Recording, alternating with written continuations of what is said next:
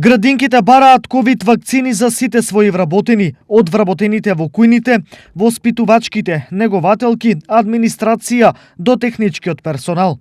На овој начин тврдат ке се заштити и нивното и здравието на децата за кои се грижат.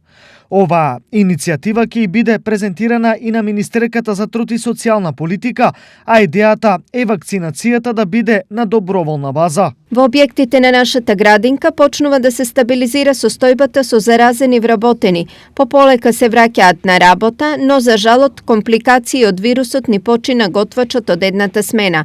Тешко е во овие моменти да се најде стручен кадар. Вакцинацијата против COVID-19 е наша идеја, а се надевам дека надлежните институции ќе размислат за неа. Вели Билјана Трајчевска, директор на детска градинка Астибо.